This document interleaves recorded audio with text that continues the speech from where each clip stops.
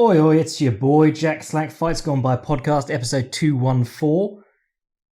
Coming at you on Monday, thought I'd get it in good and early this week, and once again I'm talking to my stack of cushions. So the sound quality's not great, apologies. Got stuff on the way, that's all I can say. Amazon's being too slow. But we're coming off a weekend of fights and, main event we were all looking forward to. I said it could be a good match. Well, I said it was a good matchup. I said that, it's very hard to make bad matchups at lightweight. It's not quite featherweight. You can still have some bad matchups at lightweight in the top 15. But yeah, this one looked like it had the makings of a banger. You had two guys whose sort of strengths and weaknesses matched up in the kind of way where, either could go from absolute disaster to dominating the fight in a second. And the actual fight found that sort of dynamic. It was very backwards and back and forth, very much like one man was taking control and then he'd get cracked on the chin. And it was the sort of fight that takes a year or two off your career maybe, or certainly off the end of a happy and healthy life, but it was bloody fantastic. Can't complain in the slightest about the fight. And there was plenty of good stuff on the rest of the card in spite of it looking a little bit weak beforehand. But we'll start with the main event because that's probably why you're here. That's what I'm going to be putting in the thumbnail. That's what I'm going to be putting in the title. Poirier versus Hooker, absolute banger. Obviously, Dustin Poirier coming off being mauled by Khabib Nurmagomedov. So this fight really just makes Khabib Nurmagomedov look better than ever. But styles do make fights. And I think Dustin was a very, I wasn't particularly sold on him as a matchup for Khabib, mainly because of his heavy reliance on the wall walk. And while the wall walk, particularly like American Top Team, they've done wonderful things making good strikers into really good all-round MMA guys just by giving them that ability to get up. If you watch Kyoji Horiguchi before he went to American Top Team, so like when he got his rushed title shot and Demetrius Johnson just mauled him, not really mauled him, just like held him down, transitioned all over him. Basically the fight took place wherever Demetrius Johnson wanted it to take place. And everyone was like, well, Kyoji's doing well on the feet here. Oh, he's on the mat again. And going to American Top Team and working with them gave Kyoji Horiguchi that ability to get up. And that's why that Kyoji versus Demetrius rematch was so interesting for a couple of years. Kyoji went to Rising, and some of that can be like, you look better because you're in Rising fighting lesser guys. But before he left, he was working at American Top Team and fighting Ali Bagutinov and who was the Irish guy? I can't remember right now, but he had a couple of really good fights after the Johnson fight and after going to ATT. He was going between them for a while. He was like, a lot of fighters from countries that aren't America who want to train in America, they have their own camp at home and then they travel to America, 8 weeks out or whenever. And Horiguchi was doing that for a while, but then he became very... I think he moved to America full time. But yeah, American Top Team and the guys there have done wonderful things for him. Jorge Masvidal, guys like that. Guys who just, if they didn't have that wonderful ability to get up along the fence, would just be also-rans, basically. And I think Dustin Poirier is probably one of them. But that style really plays... If your reaction to getting taken down is to butt scoot to the fence and sit on it, that's where all of Khabib's work really happens. So that's what he does. If you're sitting along the fence, yeah, you might get back to your feet eventually, but it's going to take you the whole round to do it, and he's just going to drag you down again. And Kamaru Usman's similar, guys who just excel against the cage walking meta. But with all of that said, I think Dustin Poirier is one of those guys you can point to as a really good all-round savvy veteran who keeps getting better, and it's interesting because, he got hit a lot in this fight, and I did Filthy Casual's guide before this. It was probably one of the best I've ever done, because I liked the content and the narrative of the previous Poirier ones, but I've spent so much time working on the aesthetic and improving the production quality of these over the last what is it now, 3 months we've been stuck without gyms and shit. But yeah, I've just been trying to put time into developing skills and stuff. So I put a lot of effort into making the Dustin Poirier 3.0 guide. And I think, I laid out the shoulder roll and how he's been using it so well. And I think I made certainly I attempted to stress that I'm not saying he's Floyd Mayweather, or James Toney. It doesn't make you unhittable. I mean, James Toney slurs his words horribly now, but he was a very tricky defensive boxer. It doesn't make you invincible. What it does do is make you much less likely to get knocked out by punches clipping you. It makes it harder for the opponent to get good, clean shots on the spots that are really going to take you out of the fight. And it's a platform for counterpunching. Dustin Poirier can comfortably let the opponent step in on him, throw their power hand, and he'll return with a counter or maybe 2 punches or 3 punches. And that's the power of working with the shoulder roll and using your elbows, forearms, and shoulders as a guard. No, he's not defensively infallible, but what he is very, very tricky. And I think that once he was already a great hitter. There's a great clip someone put up ages ago, and it compared Bobby Greene getting hit by I can't remember who it was, and doing his dusting off the shoulders, and it didn't even hurt. Then Dustin Poirier hitting him, and him just going completely chicken-legged and dancing all over the place. Poirier was always a big hitter, but he wasn't particularly crafty with it. And what he's done is he's taken all this crafty new stuff, but he's kept some of the awkward old stuff. So even against Dan Hooker, he's catching him with clever counters, and then he's catching him with the weird walking shots too. He's southpaw, but he'll go left straight, step through left jab, right overhand. And you're like, who does that? Who regularly does that to get in on their opponent and attack them? But then, as the fight progressed, he went to his jab more and more because he had all those unorthodox looks, and then he's skewering you on the end of a jab. And that reminds me of something that Fedor wrote in his book for, I think it was Victory Belt he did his book with, which is a good book. I mean, it's not going to teach you how to be Fedor, but it has some interesting ideas from Fedor in it. And, his striking section opens with the right hand leads the left hook. And you're going, okay. And he says, this is unorthodox because you're not leading with the jab. And then the next combination is start building off the jab. And what he said in the book was, if you start with something unorthodox, you can start to get to work building with the orthodox stuff a little bit easier. You've made the orthodox the unexpected by starting with something batshit insane. And I think that's how Poirier's shifting stuff and weird looping blows and walking combinations build off his now brilliant jab.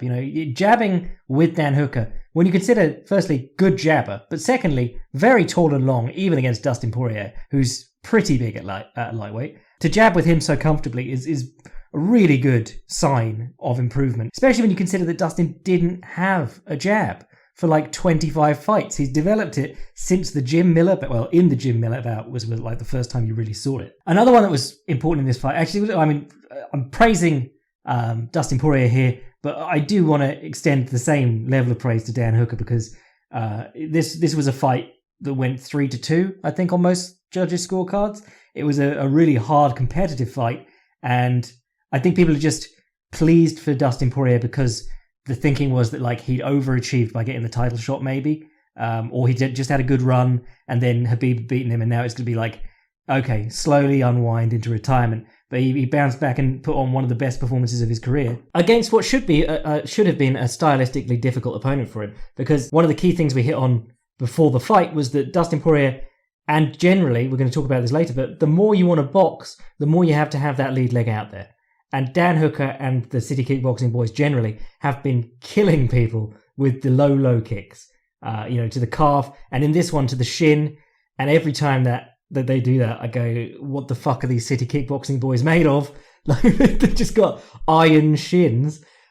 Shin on shin kicking, that is nuts to me, doing that. But it's the same as a low kick on the outside, which would be the calf, but on the inside you're getting a bit more bone on bone, and bone on bone makes it's like grinding your teeth or nails on a chalkboard for me. Ugh. Or if you eat off a scratched spoon, where you get that taste and you're like, This podcast is now going to be a list of things that I find icky. Actually, we're going to be talking about Mike Perry later. So, but the inside low kick was working well for Hooker. And he was doing some interesting work going with his right straight, but he was just sort of putting it out there as a arm punch and then coming with his left afterwards. And he went left hook to the head and he was trying to sneak it over Dustin's lead shoulder and catch the temple, because it's very hard. I mean, Sugar Ray Robinson said this in his autobiography, but most boxers aim for the chin, but you're not going to catch good boxers on the chin unless they make a mistake. You want to aim for people's temples. And you can still get the temple in the shoulder roll. You can't get your shoulder clamped to your temple. You have to you turn with the punch and you take some of the stank off it, or you evade it. So he's going right straight to the left hook upstairs. He hit a couple of nice right straights and left hook to the body. But if you've got a guy who's standing quite side on for the shoulder roll, and the shoulder roll, like I would say that it's an advanced fundamental. You at the top end of boxing, most guys can do it. Reasonably well, or use it when they need to. But it has always been a bit of a weirder one in a Southpaw versus Orthodox matchup, because where you would be shoulder rolling the opponent's rear hand and coming back with your own rear hand in an Orthodox matchup, your shoulder roll sets you up more to deal with their jab than anything. And there isn't much point in that. You do want to shoulder roll off the lefts.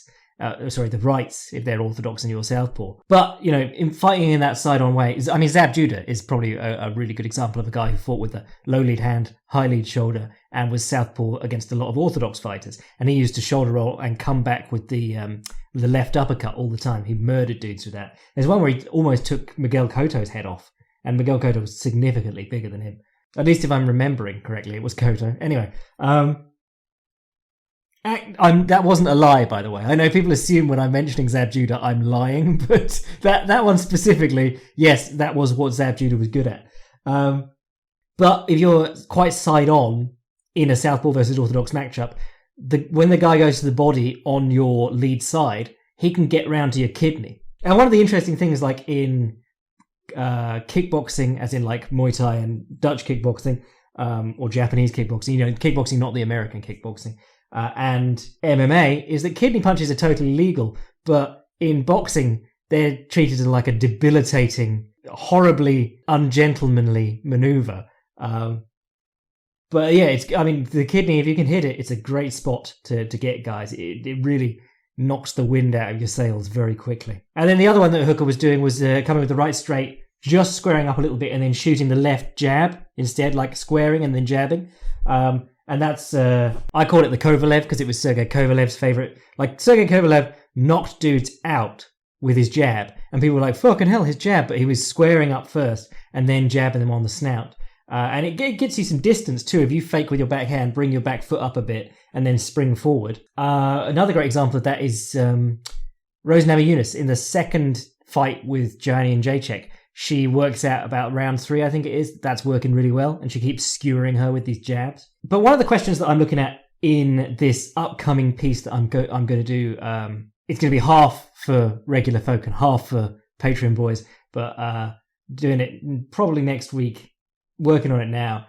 But we're talking about Holloway versus Volkanovski. And at, larger detail, how the low kick is changing the game and how to deal with the low kick. And one of the things that I've been thinking generally is that the City Kickboxing boys, in addition to using the low kick to stop guys from boxing effectively, they're entering with the low kick and coming in with their hands afterwards. But I've always thought that, the issue with putting your foot down in front of them and trying to jab your way in is that they're going to kick it, they're going to time it and kick it. If you enter off kicks, you can have a bit more success against them. Or certainly, you're not giving them that kick so easily. And I thought Dustin Poirier actually did a really good job of that in this fight.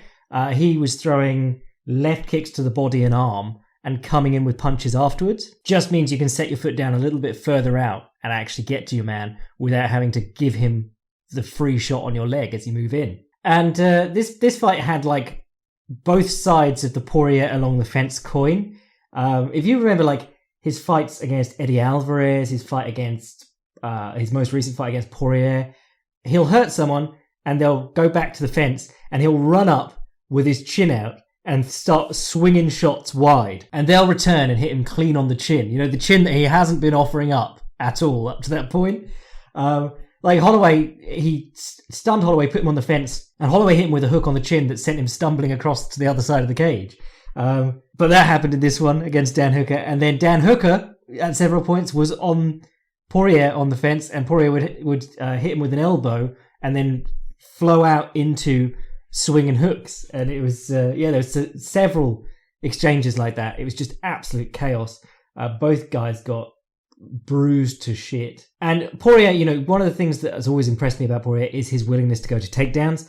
And Hooker also, his willingness to go to takedowns. Both guys known as strikers, but both guys will put in takedowns not when they need them, but when they see them. They're like, okay, well, why don't I have that takedown now? Because we're in a boxing match, and worst outcome is that now I've got him reacting to the level change and I can hit him in the head while he's doing that. Best case scenario, I take him down and I'm on top for the rest of the round, or I beat him up, or I take his back and submit him. And there were points when it was very dangerous because both men really liked the guillotine as a takedown defense, and Dan Hooker really likes to put guys at long range, have them struggling out of the distance.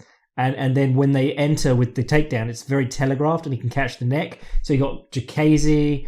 He almost submitted Gilbert Burns with the guillotine, which is very impressive. But he caught, a couple, I think, here against Poirier. Poirier caught a couple against him. Yeah, I mean, there was a lot of similarities in both men's successes in this fight, actually. But you saw Poirier hit the takedown, and as Hooker put his back to the fence to start wall walking up, Poirier sat on his legs. Hooker tried to turn away and get a knee free, and as he did so, Dustin went round the back, caught the far wrist, folded him down on that. I mean, that and the low kick are like technique. I think low kick was technique of the year last year for my slackies, but those two are just defining the sport at the moment, to the point where you as the listener are probably bored of hearing about them, but they are making such a huge difference. But all in all, I thought it was a remarkable fight, and that's 2 weeks back to back, fight of the year contender. I mean, you got a slight edge because Hooker and Poirier went 5 rounds at that pace. Burgos versus Emmett. I mean, maybe if it had gone another 2 rounds, that would have been incredible. But still, 2 incredible fights back to back. Not bad, given that a lot of these cards are still very ramshackle. It's very much like last minute replacement here, unknown guy from regionals against guy who's very well known and established there. A lot of the matchups don't really make sense, but they'll put something good at the top. And the ones that, to be honest, it's quite rewarding as someone who talks about matchups each week to see the ones that you go, okay, that's a real matchup, that's got potential to be a great fight, actually turn out to be great fights. Like Burgos versus Emmett, we all knew it would be a great fight. This one we had a great indication that it would be, or we had a big suspicion it would be a great fight.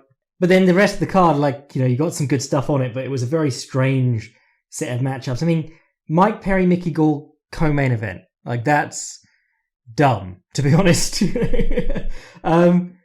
Basically, we said last week, this is a gimme for Mike Perry, or should be, because Mickey Gall is not great. He was a very good grappler, in terms of when he was coming up. Him and Gordon Ryan were like brown belt or purple belt at the same time. They had a good match back in the day. He was a promising guy, but obviously Gordon Ryan got to be a black belt and then just kept getting better and better and better. Mickey Gall came to MMA, fought CM Punk and Mike Jackson. Sage Northcutt's his big win, But the problem has always been he's got shit tier conditioning, fairly mediocre wrestling, and his striking wasn't very good either. And his striking looked all right in this one, in that he was hitting Mike Perry as Mike Perry walked forward. But everyone hits Mike Perry as Mike Perry walks forwards. The problem is that you basically can't hurt him. So the people who were like, Mickey's striking looks sharp, he could have won this one. That's watch any Mike Perry fight. Everyone lances him up with straight blows. He just starts beating them up after a round or two. But the wrestling was always going to be the big tell-all. And we said last week, Mike Perry chose to go to the ground with Donald Cerrone. Donald Cerrone didn't take Mike Perry down. Mike Perry easily stuffed his takedown and then threw him to the mat and then got, I think it was triangled or swept or something like that, but he ended up on the bottom. Mike Perry is ludicrously strong and very difficult to take down. But Mickey Gall, as a young dude, and particularly when you're super into technique and things like that, it's easy to get away from the basic fact of fighting that is conditioning is everything. If you are a great technician, but you're only a great technician for 1.5 rounds, you're Claudia Gadelia for a start, but actually she's just muscly. But if you're a great technician for 1.5 rounds, for 1.5 rounds after that, you're a punching bag. I was listening to an interview with Bas Rutten the other day, And Bass is always hit and miss because his stories are great when you've not already heard them and when he's not trying to sell you something. But he was on great form in this one. And one of the things that Bass often hits is that he thinks people should be absolutely ashamed of themselves if they gas out in a fight. And, I'm sure there are exceptions like Hooker versus Poirier. You could be forgiven for being tired by round 4 or 5. But if you're turning up and you're gassing in round 2, you haven't done your job. Your job is to be in shape for the set number of rounds. And the way that Bass describes it is like turning up to your job as a painter with half a can of paint. And I think that's spot on. And Bass Rutten, while there's a lot of things that you can say about his career and his opposition, you can't say that he wasn't in shape. The dude trained like a madman and always came like a professional, like he treated fighting like his job, and would be ashamed if he gassed out. For Mickey Gall to have basically PR'd his way into the UFC and then gone on like the way he does it is like he calls out the oldest guy in the division. He calls out Diego Sanchez. And you're going like, okay, so we know you want to get a win so that you're safe in the UFC. But, just don't do that and work on your cardio. If there's such a glaring hole in your game, maybe his wrestling isn't bad. Maybe his striking isn't that bad. But it's all bad in the 3rd round when he's completely bollocksed. Now, to Mike Perry's credit, his grappling looked really good here. But then he's been working with Jacare for like a year or whenever it was. There was a really nice mount escape from Gall in this one, where he used both legs as a pendulum to make some space and frame with his elbow and bring his knees back. Oh no, I think he turned onto a single because Perry put his hands out and started to get off him. But yeah, that was about it from Gall. Nice survival at a couple of points. But Mickey Gall here, holding the fence at every opportunity, holding Mike Perry's gloves. He started doing the Dan Ige, playing the cross guard with the grip inside the glove. I'm going to have to check if they taped all the gloves, because that's supposed to be more difficult with the tape on the gloves. I can understand, there's some of these events where people go, hang on, no one's gloves are taped. That's super suspicious. And it turns out it's just because, the commission doesn't make people tape their gloves there. But, being able to open someone's glove with one hand and put your other hand in. And the ref wasn't even, I can't even remember who it was. Was it Herb Dean? Or it might have been Mark Smith. Because Mark Smith was reffing a couple of these, and I remember thinking, oh, Mark Smith, someone's going to get killed. But yeah, Gall was cheating his ass off, as usual. This is the guy who tried to bite Diego Sanchez when old man Diego was beating him. Mickey Gall is now 2-0 against Joshua Fabia as a cornerman and Mike Perry's girlfriend as a cornerman. So, bit bad. He's a guy with potential, but, unless you get the conditioning on lockdown first, nothing else is going to come together. And then Mike Perry did an amazing post-fight speech where he was like, I'm not asking for more money from the UFC, it's the tax man who's at fault. And I just thought of the libertarian flag with the words, I don't understand taxes, written over the top of it. Mind you, it reminded me also of Nick Diaz when they were like, oh, okay, so you lost to George St. Pierre, what now? And he was like, I think I've got to pay some taxes. I haven't paid taxes in 7 years. Nick Diaz moved to Monaco. Then we had what you knew was going to be my favourite fight. Gian Volante versus Maurice Greene. Gian Volante has boringed his way up to heavyweight. Maurice Greene is, 8-4 or 9-4 now. Yeah, Gian Volante actually did some damage in this one. Came in looking like shit. He was rocking the most serious COVID body I've ever seen. I retweeted the stare down picture of him with when the UFC won't just let you go to Bellator. He actually was beating up Greene and he got on top of him on the ground, gassed himself out trying to finish and got caught in an arm triangle from the bottom of half guard. And it was like he was looking for an excuse to tap, because it is so hard to finish someone from the bottom of half guard with an arm triangle. The only times I've ever succeeded in doing it are, there's an arm triangle that Eddie Bravo calls it the Apollon, but it is like a gimmicky technique. You apply the lockdown or the grapevine or whatever you want to call it on the trapped leg, and you have your hands locked in the arm triangle almost behind your head so that you can really try and stretch out and get some pressure on. You are not going to get enough pressure on the bottom of someone's half guard, or rather when someone's on top of your half guard, to apply an arm triangle. I mean, even if you're Maurice Greene and you're fucking gigantic, that shouldn't be an issue. But Gian Volante was like, oh no, I'm done now. I mean, maybe it was choking him, but I can't imagine a guy in shape being in a position where he couldn't keep fighting and make a bit of space from there. That is not a position where you're dead to rights. Like a rear naked choke or something, the problem is that once you're there, you've already given up all the bad stuff that they're doing. It's a very controlling position. You are not being controlled from the top of someone's half guard. So cut Gall, cut Volante. Next fight. What else was good on this card? I mean, we should give a shout out to Julian Rosa. We talk about how we're getting these last minute replacement fights, and it does go both ways. Sometimes you get incredible upsets, like the Frank Camacho one. Other times you get like Tyson Nam coming in amazing shape against some 3-1 bantamweight with a body like a heavyweight. But this one, Julian Rosa came in. Sean Woodson, incredible reach for not just his weight class, but for any weight class. His reach is like 79 inches. And he's got the strangest looking build. But he keeps his punches long and straight. He's very, very quick. And he was just lancing Erosa's face for the first 2 rounds. And Erosa, to his credit, was doing well, trying to pressure him towards the fence and returning with 2 or 3 shots at a time. And that's what we were saying with the Burgos versus Emmett fight and Burgos versus Cater and things like that.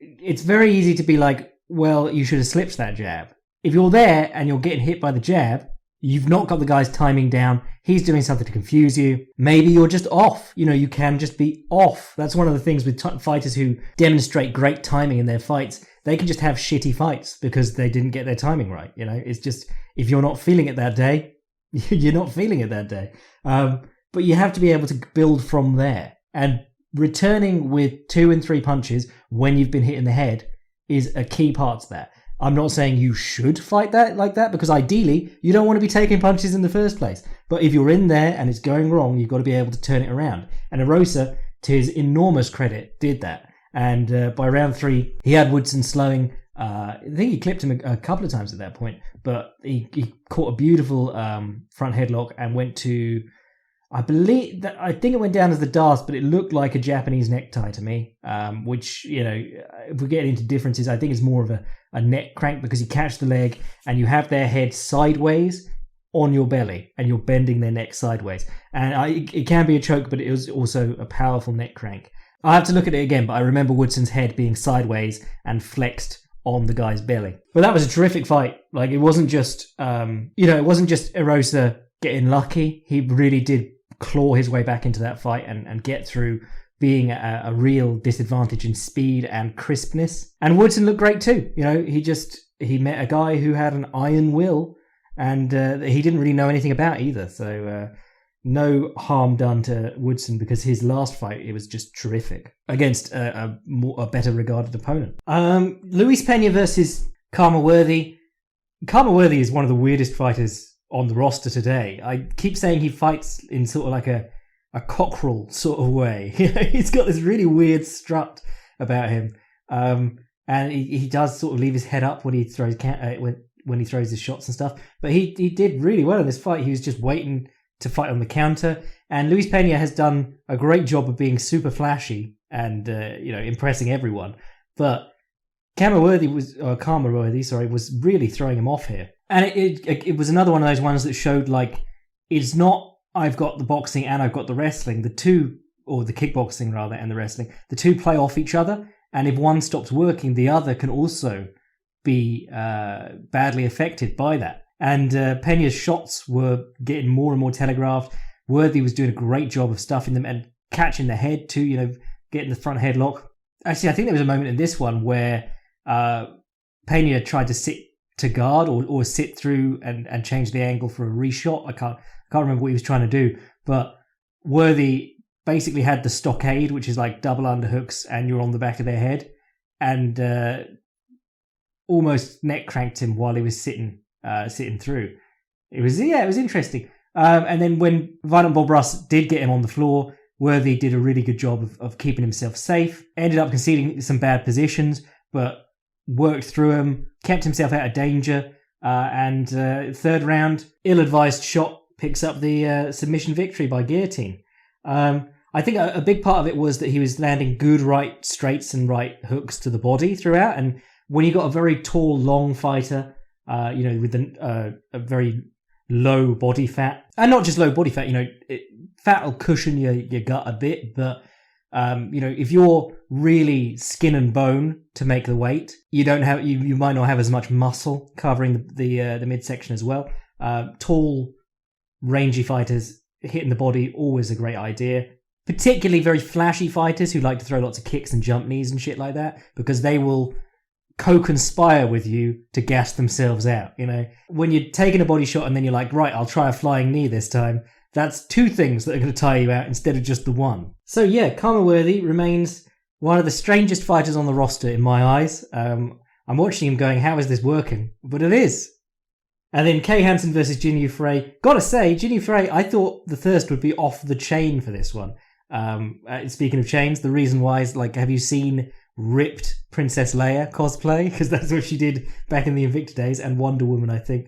But yeah, she just looks like a normal person up at this weight class. She used to look like she'd been cut out of rock at atom weight, because she has these enormous arms for an atom weight and is absolutely no fat on her when she weighs in. And she looks a bit more like, Michelle Waterson is another example of someone who would probably have more success at atom weight, but they're like lowest division in the UFC strawweight. I want to make some money, thanks. And Kay Hansen was interesting. The main thing that jumped out at me at the start of this fight was that Kay Hansen was wearing like a hairband. Not a hairband, like a hair tie.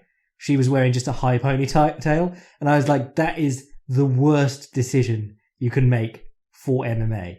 There's a reason that all the women put in tons of plaits and cornrows and shit like that, braids, and you're going, that probably hurt a lot to put in. Even the dudes, when they have the long hair, they have to do something about it generally. Clay Guida used to have his out, and then I think was it Gray Maynard insisted he have it braided. Benson Henderson always used to have it sort of tied back, and as the fight progressed, it would just get all in his face. And that was what I was thinking was going to happen in this fight. As soon as you get a clinch, loosely tied back hair is going to end up on your face. And I was having flashbacks to KJ Noons, because the most important fight of his career, he lost, but he also, half of why he lost it was that each exchange, he'd have to whip his own fringe out of his eyes. Or bangs, I believe you call them in America. We call them shags over here. But the armbar finish to this one was absolutely, just magnificent. She hit a whizzer Uchimata, but basically got Frey onto her hands. She didn't get anywhere near completing the throw. But when Frey went onto her hands, she took the leg that she just tried to sweep with and swung it over her back and went through on the overhook armbar. And of course, there was much talk about the Ronda Rousey connection, because Ronda Rousey overhook armbarred Kat Zingano, I believe that was. But the way it happened was almost identical to Dustin Hazlett's very famous armbar back in the day. And if you've not seen that, the Hazelnut, Dustin Hazlett, that wasn't his nickname, I just loved calling him that. He was really fun. Couldn't strike for shit, but really fun, scrambly, submission-oriented grappler. So that was the card that was. I thought it was pretty good. We got a bit of a break before the next one, so we may be back later in the week. But let's do a question before we leave. Hi Jack, big fan of your articles back on the UG, and when Sherdog seemed legit if you squinted. Lost track of you for a while, but pleasantly surprised that you were still putting out awesome stuff and became a Patreon boy. As for my question, in your opinion, why has kickboxing, Muay Thai, or any other striking competition really taken off in the US? Sorry, never really taken off in the US. Not sure, but I think this is the case in the UK too. Is it because boxing just had a stranglehold on combat sports? Or is some nefarious billionaire behind all of it? Keep up the great work from Matt. P.S. Please keep using American football analogies, as I enjoy hearing you struggle through them. Well, the reason that kickboxing hasn't caught on, and Vince Lombardi would say, kickboxing not catching on is one of the big mysteries, I suppose, of our time. There are people like me, and I think the Heavy Hands boys, and other people like that who really love striking stuff, but do not find kickboxing as interesting to watch as MMA. I still watch kickboxing today. I was banging through a load of old, actually it was Ramen Deckers, and they were Thai fights, so Muay Thai. But I find that the limited rule set, I suppose it's like those people who are weird about kickboxing, and they're like, well, you should do full Muay Thai rules, or it's not real fighting. It's not really a fight if it stops when you clinch. And then to me, I'm like, well, it's not really real fighting if it stops when you clinch or when you throw the guy to the floor, you know? But I think most people aren't like that. I think the big mystery for combat sports fans is like, why has kickboxing not taken off in the US when people's favorite part of MMA is the stand-up, and they generally, by and large, could not give a shit about the ground game.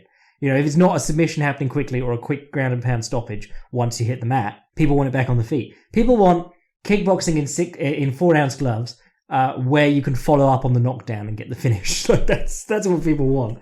But it is a bit of a mystery. And to be honest, boxing catching on is one of the surprising ones. Well, it's not really, because boxing came up in the late 1800s when baseball and boxing were the only things in the sports paper, or the sports section of the paper. And boxing was seen as the form of fighting. Just that's it. You know, if you were a fighter, you boxed. But boxing, you know, is still incredibly popular worldwide. I think it helps that you've got large demographics who are fanatically passionate about it. Like Mexican boxing, you know, boxing is basically like the national sport of Mexico.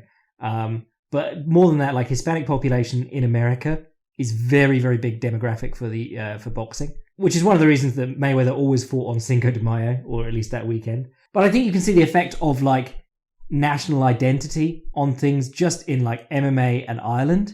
Ireland is now like, the gyms are full of people who want to be the next Conor McGregor, and just that alone will make a big difference in like 10 years time. And Scotty Cokes is out ahead of the pack, putting on events in Dublin with just like nobody's on the card, but you can fill it all with Irish prospects, or at least Irish guys with like 3 fights. But I think one of the obstacles generally to combat sports, all combat sports, I'm including boxing here too. One of the obstacles is that guys generally cannot stay around for a very long time. If you were a fan of Larry Bird or Michael Jordan, or maybe not Michael Jordan, I can't remember how long he was around, but some of these guys have like 20-year careers.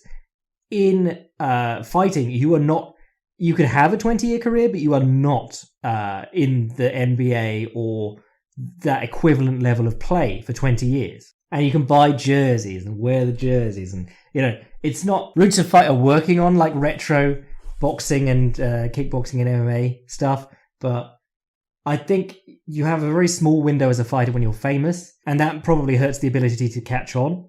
You got your exceptions, you know, the Manny Pacquiao's and so on of the world, but for the first 10 years of his career, Manny Pacquiao wasn't a big deal. Whereas you can become a big deal in your rookie year in the NBA, you know, straight out of whatever level of school that is. Or NFL. I said I'd make more NFL analogies. But yeah, I think the nature of the sport, in that it really chips away at people very quickly. You aren't going to get the very best of someone for very long.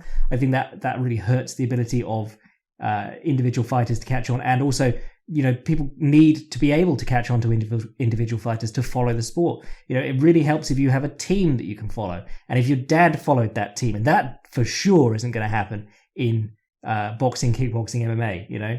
Not now the IFL's dead at any rate. But more than anything, I think it's because it is, you know, violence doesn't appeal to a lot of people. I'm not one of those people who visits like Justice Served subreddit, which is like, man parks in disabled space, is hit by car and loses legs, justice served. But, you know, you do follow those, you're a psychopath. But I am very comfortable with a good tear-up. And even if you are comfortable with a good tear-up, you have probably had moments, or many moments, where you go, fucking hell, this is a weird sport. I feel a little bit uncomfortable about the fact that this fighter I really like is probably going to be a shambling mess in 20, 30 years. You know, if you are a normal person with normal feelings, there's a lot that you have to overcome to enjoy fights. Whereas, you know, most other sports are a game. What is it they say? You play football, you play basketball, nobody plays fighting. Or as it might have been Angelo Dundee said, but this is a sport where you can be legally murdered. The guy can kill you, and that's just par for the course. There are deaths in other sports, but, you know, they're not sports where people are trying to do as much damage as possible to each other. So on that sort of somber note, let's peace out for today, and we'll be back later in the week. I'm your boy Jack Slack. This has been the Fights Gone By podcast. If you want to sign up to the Patreon, get in on the cool stuff we do for the Patreon boys, articles after events, before events, stuff like that. And we're going to be doing a massive tactical breakdown for Volkanovski versus Holloway. Sign up to that, support the podcast, be a boy. If you want to read what I'm writing at any time, fightprimer.com. And if you want to send an email to the podcast, fightsgonebypodcast@gmail.com. I'm your boy Jack Slack. John Volante's banging big belly Bellator title run bless.